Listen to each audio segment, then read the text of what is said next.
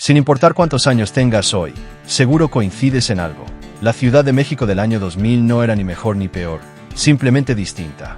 Luego de una década marcada por turbulencias políticas y económicas, el país empezaba a recuperar cierta estabilidad. El recordado error de diciembre ya quedaba en el pasado, y la capital se preparaba para dar ese gran salto hacia el nuevo milenio.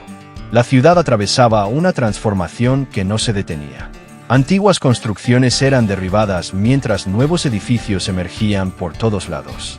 Las calles mostraban ese contraste constante entre lo tradicional y lo moderno, y el transporte público comenzaba a dar señales de un cambio que se avecinaba. Hoy quiero invitarte a viajar al pasado, a recorrer cómo era la Ciudad de México en aquel año 2000, cuando empezaba a formarse la metrópoli que hoy conocemos. Alístate para el recorrido. Para comprender cómo era la ciudad en el año 2000, es necesario regresar a los años anteriores, cuando la capital vivía un intenso proceso de transformación política y social. Las huellas del sismo de 1985 ya no dominaban el paisaje, pero el crecimiento descontrolado de la ciudad la había vuelto más caótica que nunca. El tráfico era una auténtica pesadilla. En aquellos tiempos, una de las quejas más repetidas era el congestionamiento constante. De hecho, en tono de burla se decía que había más coches que personas. La infraestructura vial no podía con la cantidad de vehículos que invadían cada rincón de la capital. La inseguridad también era uno de los temas más inquietantes para los habitantes. A finales de los 90 y entrando en el nuevo siglo, los robos, secuestros y asaltos estaban a la orden del día. Era común conocer a alguien que había sufrido un delito, o que había decidido mudarse a lugares más tranquilos, como Cuernavaca, buscando escapar de ese ambiente cargado de violencia.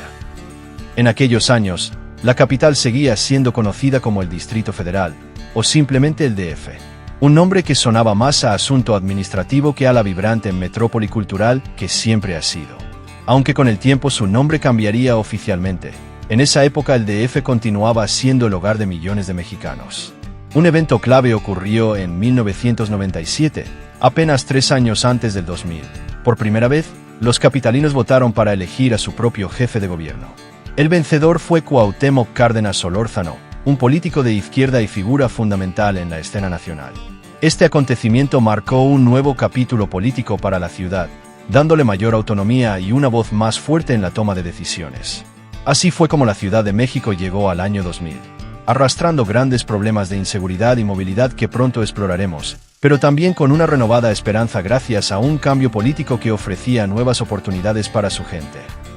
Si algo definía la rutina diaria de los capitalinos en el año 2000, era el caos en las calles. Moverse de un punto a otro era una misión casi imposible. Las vialidades estaban repletas de automóviles, camiones y microbuses peleando cada centímetro del asfalto. El tráfico era tan denso que parecía no tener fin. Y no era extraño escuchar la famosa frase, hay más coches que personas. El metro seguía siendo el transporte más rápido y accesible, con un precio de apenas 2 pesos por viaje, y millones lo utilizaban todos los días para atravesar la ciudad. Sin embargo, incluso entonces, ya se percibían los primeros síntomas de saturación, especialmente en líneas como la 1, la 2 y la 3.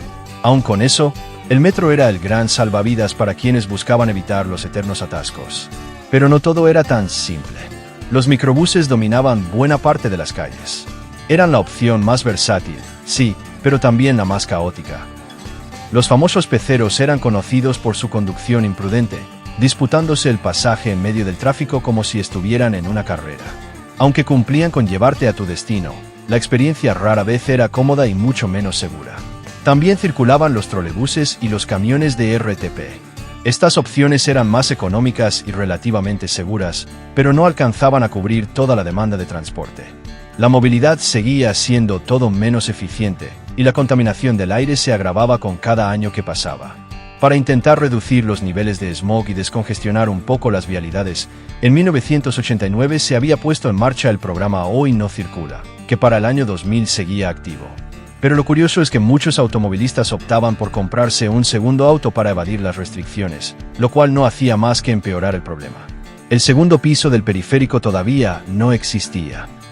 A inicios de los 2000, apenas comenzaba a discutirse como una posible solución al caos vial, aunque aún faltaban varios años para que se volviera una realidad. Moverse en bicicleta era, para muchos, una misión suicida. Las ciclovías prácticamente brillaban por su ausencia, y usar la bici implicaba enfrentarse a autos, topes y baches. Así era la movilidad en la Ciudad de México en el año 2000. Lenta, colapsada y profundamente caótica. Un reflejo claro de una ciudad que crecía más rápido de lo que sus calles podían soportar. ¿Tú crees que la situación ha mejorado? Cuéntanos tu opinión en los comentarios. Y mientras tanto, continuamos con el vídeo, enfocándonos ahora en la vida social de aquellos tiempos. Y es que si algo nos queda claro, es que la Ciudad de México en el año 2000 era un hervidero de cultura y entretenimiento. Aunque la tecnología todavía no regía nuestras vidas como ahora, la capital ofrecía planes para todos los gustos. Desde actividades familiares hasta noches interminables de fiesta. Para empezar, el centro histórico seguía siendo el alma cultural de la ciudad. Sus calles estaban repletas de vendedores ambulantes, negocios tradicionales y puestos de antojitos que formaban parte del paisaje cotidiano. Íconos como el Palacio de Bellas Artes, el Zócalo y la Alameda Central eran lugares recurrentes para conciertos, exposiciones y eventos culturales de todo tipo. En cuanto a música en vivo y espectáculos, el Auditorio Nacional ya figuraba como uno de los recintos más importantes del país, albergando artistas tanto nacionales como internacionales. Además, los conciertos en el Foro Sol y los festivales en el Autódromo Hermanos Rodríguez comenzaban a ganar notoriedad entre el público. Ir al cine era un clásico infalible. Las grandes cadenas como Cinemex y Cinépolis ya empezaban a expandir sus complejos, pero aún sobrevivían cines tradicionales como el Cine Teresa o el Cine Latino, donde se podían ver desde estrenos comerciales hasta películas de culto. Quizá la experiencia no era tan lujosa como ahora, pero sí mucho más accesible para todos. Los mercados y tianguis también jugaban un papel fundamental en la vida cotidiana. El mercado de Sonora seguía siendo el sitio por excelencia para encontrar productos esotéricos y artículos tradicionales, mientras que lugares como la Merced o el mercado de Jamaica ofrecían un abanico enorme, desde comida y flores hasta todo tipo de artículos para el hogar. Y si hablamos de la vida nocturna, esa tenía un sabor muy especial. Los antros y bares de la zona rosa vivían su mejor momento, siendo el sitio predilecto para quienes buscaban fiestas sin descanso. Al mismo tiempo, los bares de Coyoacán estaban de moda, y mantenían ese aire bohemio y artístico que los hacía únicos. Los jóvenes fresas vibraban con el pop que dominaba la escena. Artistas como Britney Spears, los Backstreet Boys, NSYNC, Christina Aguilera y Enrique Iglesias sonaban por todas partes, en la radio, en los estéreos y en los clásicos Discmans. Pero si había alguien que lo estaba rompiendo en grande, ese era Ricky Martin. Con su éxito Living, La Vida Loca, logró conquistar al público angloparlante y consolidarse como uno de los grandes representantes del pop latino a nivel internacional. Sin embargo, también había espacio para propuestas distintas. Muchos de los que venían del grunge de los 90 comenzaban a explorar nuevos estilos más experimentales y electrónicos. Bandas como Jamiroquai, Daft Punk o Radiohead empezaban a sonar en espacios más alternativos y subterráneos. Mientras tanto, el rock en español seguía muy presente y con fuerza. Grupos como Café Tacuba, Caifanes, Molotov o La Gusana Ciega llenaban foros y escenarios con tocadas en vivo. Un sitio legendario para los amantes de la música era el Bulldog Café, en plena Avenida Revolución. Ahí, cada noche se cantaba con el alma Eres de Café Tacuba, convirtiéndose en el himno no oficial del lugar. Y por supuesto, no podemos olvidar a Natalia Lafourcade, quien comenzaba a destacar con su inolvidable tema del 2000, donde con frescura, sinceridad y un toque de irreverencia, expresaba su amor por Gael García Bernal, el actor que en ese momento se ganaba el título de galán del cine mexicano. Por otro lado, los géneros urbanos también empezaban a hacerse notar. El hip hop y el rap nacional ya daban pasos sólidos con grupos como Control Machete o Cartel de Santa, mientras que el reggaetón aún no despegaba como fenómeno mundial, pero ya comenzaba a sonar en ciertas fiestas con ritmo contagioso.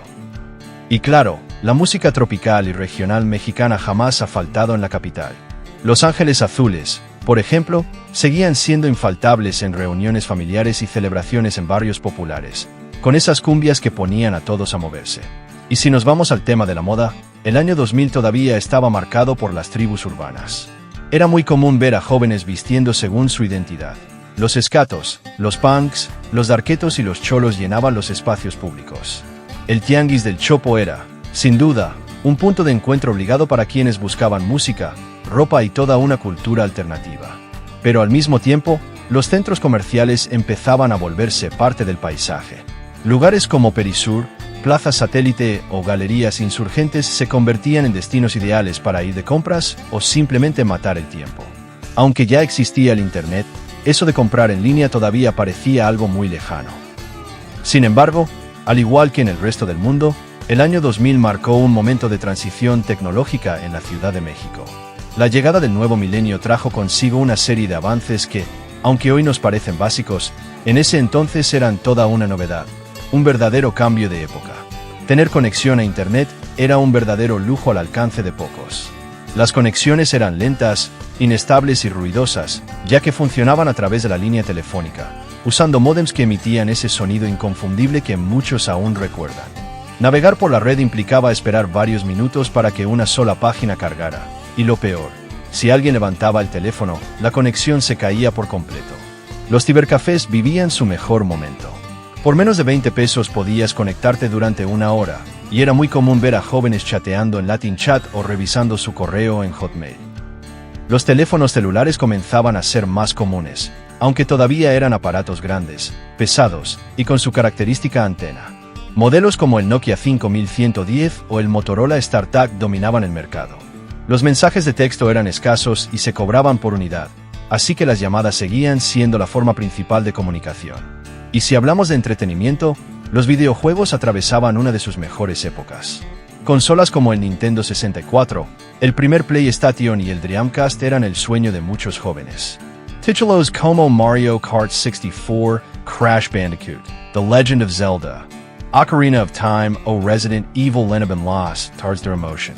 Aún existían los arcades, y no era raro ver locales pequeños llenos de jóvenes jugando King of Fighters o Street Fighter en máquinas que a veces ya mostraban el desgaste del tiempo. El cine también era una de las grandes opciones para divertirse. Ir al cine resultaba más barato y accesible, mientras cadenas como Cinemex y Cinépolis empezaban a renovar sus salas. Películas como Matrix, Gladiador o X-Men llenaban los cines, pero el cine nacional también vivía un momento clave. Amores Perros, de Alejandro González Iñárritu, se convirtió en un fenómeno y puso el nombre de México en el panorama cinematográfico mundial. En casa, la televisión seguía siendo la gran protagonista. Los programas de Televisa y TV Azteca acaparaban la atención de millones. Telenovelas como Amigas y Rivales o Primer Amor, a 1000 por hora eran auténticos éxitos. Los fines de semana, los programas de concurso como Otro Rollo y los partidos de la Liga MX reunían a las familias frente al televisor.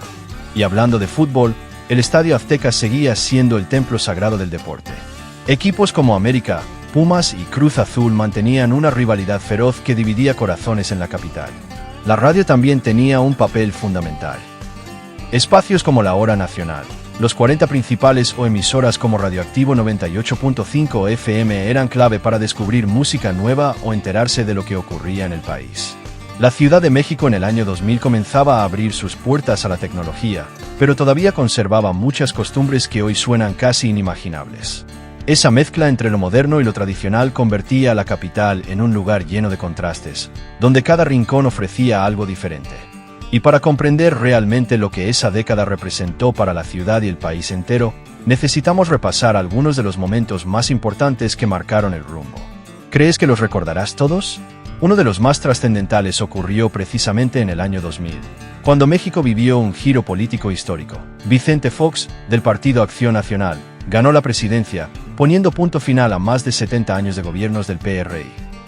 Este cambio de gobierno se vivió de forma muy particular en la capital, donde la participación de la gente fue intensa y apasionada. Fue un momento en el que muchos mexicanos sintieron, quizás por primera vez, que su voto realmente contaba y que sus voces comenzaban a tener un verdadero peso. A lo largo de esa década, también hubo avances importantes en temas de derechos sociales. En 2009, la Ciudad de México hizo historia al convertirse en la primera ciudad de América Latina en legalizar el matrimonio entre personas del mismo sexo. Esta medida no solo colocó a la capital como una de las más progresistas de la región, sino que también encendió un debate nacional sobre derechos civiles, inclusión y justicia social. Las calles del Zócalo se llenaron de celebración, pero también de lucha, marchas que pedían igualdad, respeto y dignidad, reflejando el espíritu combativo que ha caracterizado siempre a esta ciudad. Pero ese mismo año, la ciudad enfrentó uno de sus episodios más oscuros. La llegada de la pandemia de influenza H1N1. Escuelas cerradas, conciertos y eventos cancelados, y una ciudad que normalmente rebosaba de vida quedó en silencio. Las calles, que nunca dormían, se vaciaron. Fue un golpe duro, un recordatorio de lo vulnerables que somos ante crisis sanitarias. Y aún así, fue también una muestra clara de cómo los capitalinos son capaces de adaptarse, resistir y salir adelante. Y como si fuera poco, el 20 de marzo de 2012, la Tierra volvió a estremecer a la ciudad con un nuevo sismo. Aunque no tuvo la magnitud ni el impacto del de 1985, despertó temores y evidenció una vez más las fragilidades estructurales de muchas zonas. Pero al mismo tiempo, dejó ver lo mejor de la gente: solidaridad, valentía y ese espíritu resiliente que define a los capitalinos. Un espíritu del que todos los mexicanos podemos sentirnos profundamente orgullosos. Porque sin importar lo difícil que sea la tormenta, nuestra gente siempre responde con fuerza y con una sonrisa. Si tú también lo crees, déjanos un like al video. Y así cerramos este viaje por la Ciudad de México de los años 2000. Una etapa llena de contrastes, de retos, de momentos duros, pero también de profundas transformaciones que fueron dando forma a la ciudad que hoy habitamos. Pero ahora quiero escucharte a ti. ¿Tú crees que la Ciudad de México ha cambiado mucho en estos últimos 25 años? ¿Qué recuerdos tienes de esa época? Tal vez se te viene a la mente caminar por el centro histórico antes de su remodelación, vivir los embotellamientos eternos o poner a todo volumen a Natalia Lafourcade mientras salías con tus amigos. Cuéntame en los comentarios cómo fue para ti esa década, o qué historias te han compartido si aún eras muy joven. ¿Hay algo que extrañes de aquella ciudad, o prefieres como es ahora? Me encantaría leer tu punto de vista. Y si disfrutaste este recorrido al pasado, no olvides suscribirte. Aquí seguimos explorando las historias que han hecho de nuestra ciudad un lugar único. Nos vemos en el próximo video.